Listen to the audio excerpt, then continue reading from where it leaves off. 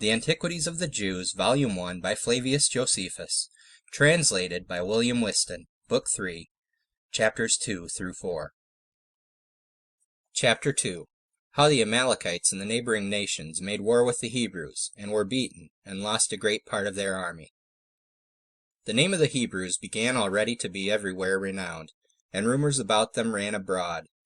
This made the inhabitants of those countries to be in no small fear. Accordingly they sent ambassadors to one another, and exhorted one another to defend themselves, and to endeavor to destroy these men. Those that induced the rest to do so were such as inhabited Gobolitis and Petra. They were called Amalekites, and were the most warlike of the nations that lived thereabouts, and whose kings exhorted one another, and their neighbors, to go to war against the Hebrews, telling them that an army of strangers, and such a one as had run away from slavery under the Egyptians, lay in wait to ruin them, which army they were not, in common prudence and regard to their own safety, to overlook, but to crush them before they gather strength and come to be in prosperity, and perhaps attack them first in a hostile manner, as presuming upon their indolence in not attacking them before, and that we ought to avenge ourselves of them for what they have done in the wilderness, but that this cannot be so well done when they have laid their hands on our cities and on our goods, that those who endeavor to crush a power in its first rise are wiser than those that endeavor to put a stop to its progress when it becomes formidable. For these last seem to be angry only at the flourishing of others, but the former do not leave any room for their enemies to become troublesome to them. After they had sent such embassages to the neighboring nations, and among one another, they resolved to attack the Hebrews in battle. These proceedings of the people of those countries occasioned perplexity and trouble to Moses, who expected no such warlike preparations. And when these nations were ready to fight, and the multitude of the Hebrews were obliged to try the fortune of war, they were in a mighty disorder, and in want of all necessaries, and yet were to make war with men who were thoroughly prepared for it. Then therefore it was that Moses began to encourage them, and to exhort them to have a good heart, and rely on God's assistance, by which they had been in a state of freedom, and to hope for victory over those who were ready to fight with them, in order to deprive them of that blessing, that they were to suppose their own army to be numerous, wanting nothing, neither weapons, nor money, nor provisions, nor such other conveniences as, when men are in possession of, they fight undauntedly, and that they are to judge themselves to have all these advantages in the divine assistance. They are also to suppose the enemy's army to be small, unarmed, weak, and such as want those conveniences which they know must be wanted, when it is God's will that they shall be beaten. And how valuable God's assistance is, they had experienced in abundance of trials, and those such as were more terrible than war, for that is only against men, but these were against famine and thirst, things indeed that are in their own nature insuperable, as also against mountains, and that sea, which afforded them no way for escaping. Yet had all these difficulties been conquered by God's gracious kindness to them.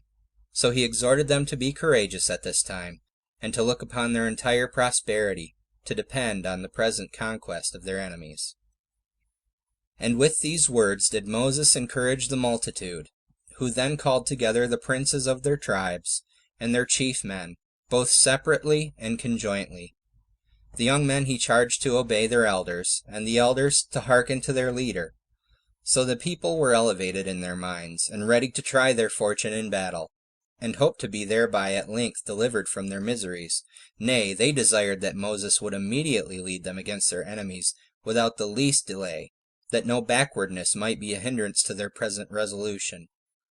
So Moses sorted all that were fit for war into different groups, and set Joshua, the son of Nun, of the tribe of Ephraim, over them, one that was great of courage, and patient to undergo labors, of great abilities to understand and to speak what was proper, and very serious in the worship of God, and indeed made, like another Moses, a teacher of piety towards God. He also appointed a small party of the armed men to be near the water, and to take care of the children and the women, and of the entire camp, so that the whole night they prepared themselves for the battle. They took their weapons, if any of them had such as were well made, and attended to their commanders, as ready to rush forth to the battle as soon as Moses should give the word of command. Moses also kept awake, teaching Joshua, after what manner he should order his camp. But when the day began, Moses called for Joshua again, and exhorted him to approve himself in deeds, such a one as his reputation made men to expect from him, and to gain glory by the present expedition, in the opinion of those under him, for his exploits in battle. He also gave a particular exhortation to the principal men of the Hebrews, and encouraged the whole army as it stood armed before him. And when he had thus animated the army, both by his words and works, and prepared every thing, he retired to a mountain, and committed the army to God and to Joshua. So the armies joined the battle, and it came to a close fight, hand to hand, both sides showing great alacrity, and encouraging one another. And indeed, while Moses stretched out his hand towards heaven, the Hebrews were too hard for the Amalekites. But Moses, not being able to sustain his hands, thus stretched out, for as often as he let down his hands, so often were his people worsted. He bade his brother Aaron, and Hur, their sister Miriam's husband, to stand on each side of him, and take hold of his hands, and not permit his weariness to prevent it, but to assist him in the extension of his hands. When this was done, the Hebrews conquered the Amalekites by main force, and indeed they had all perished, unless the approach of the night had obliged the Hebrews to desist from killing any more. So our forefathers obtained a most signal and a most seasonable victory, for they not only overcame those that fought against them, but terrified also the neighboring nations, and got great and splendid advantages, which they obtained of their enemies by their hard pains in this battle. For when they had taken the enemy's camp, they got ready booty for the public, and for their own private families, whereas till then they had not any sort of plenty, of even necessary food. The forementioned battle, when they had once got it, was also the occasion of their prosperity, not only for the present, but for the future ages also. For they not only made slaves of the bodies of their enemies, but subdued their minds also, and after this battle became terrible to all that dwelt around them. Moreover, they acquired a vast quantity of riches, for a great deal of silver and gold was left in the enemy's camp, as also brazen vessels, which they made common use of in their families. Many utensils also that were embroidered there were, of both sorts, that is, of what were weaved, and what were the ornaments of their armor, and other things that served for use in the family, and for the furniture of their rooms. They got also the prey of their cattle, and of whatsoever uses to follow camps, when they removed from one place to another. So the Hebrews now valued themselves upon their courage, and claimed great merit for their valor, and they perpetually injured themselves to take pains, by which they deemed every difficulty might be surmounted. Such were the consequences of this battle. On the next day Moses stripped the dead bodies of their enemies, and gathered together the armor of those that were fled, and gave rewards to such as had signalized themselves in the action, and highly commended Joshua, their general, who was attested to by all the army, on account of the great actions he had done. Nor was any one of the Hebrews slain, but the slain of the enemy's army were too many to be enumerated. So Moses offered sacrifices of thanksgiving to God, and built an altar, which he named the Lord the Conqueror. He also foretold that the Amalekites should utterly be destroyed, and that hereafter none of them should remain, because they fought against the Hebrews, and this when they were in the wilderness, and in their distress also. Moreover, he refreshed the army with feasting, and thus did they fight this first battle with those that ventured to oppose them, after they were gone out of Egypt. But when Moses had celebrated this festival for the victory, he permitted the Hebrews to rest for a few days, and then he brought them out after the fight, in order of battle, for they now had many soldiers in light armor.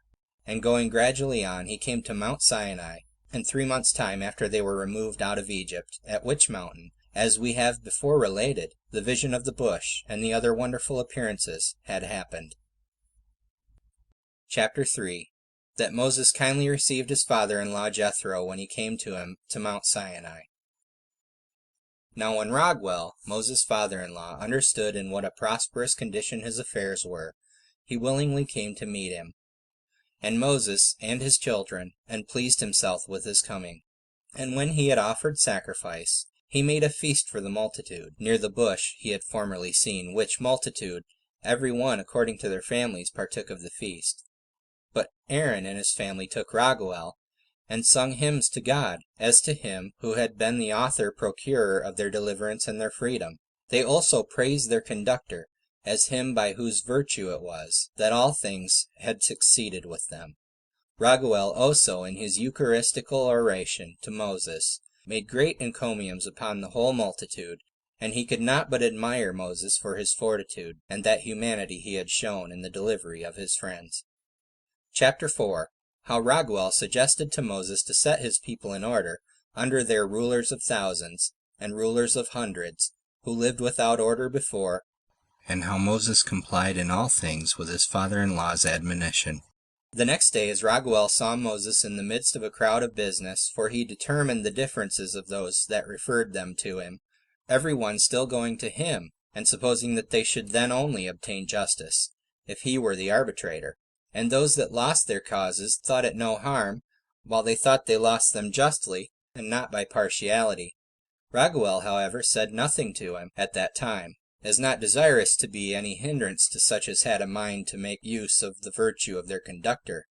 But afterward he took him to himself, and when he had him alone, he instructed him of what he ought to do, and advised him to leave the trouble of lesser causes to others, but himself to take care of the greater, and of the people's safety, for that certain others of the Hebrews might be found that were fit to determine causes, but that nobody but a Moses could take of the safety of so many 10,000s.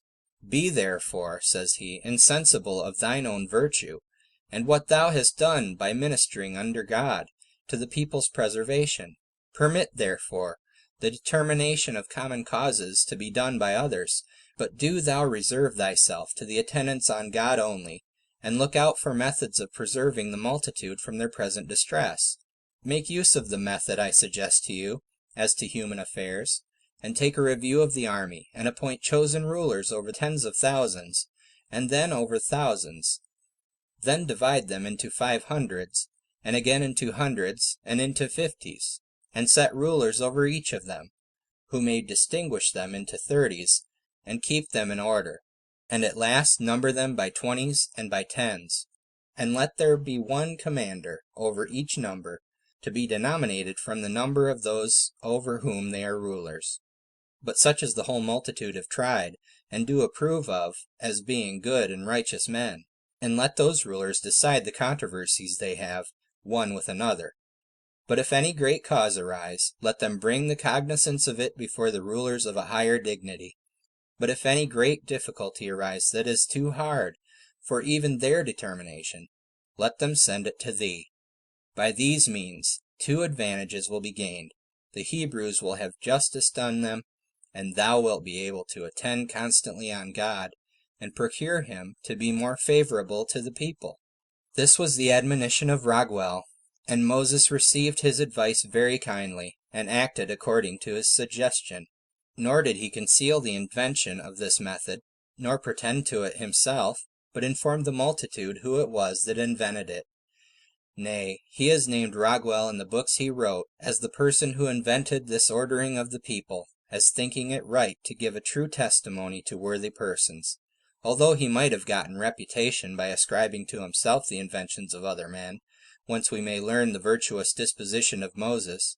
But of such his disposition we shall have proper occasion to speak in other places of these books. End of Book 3, Chapters 2 through 4. Recording by Jason Justice.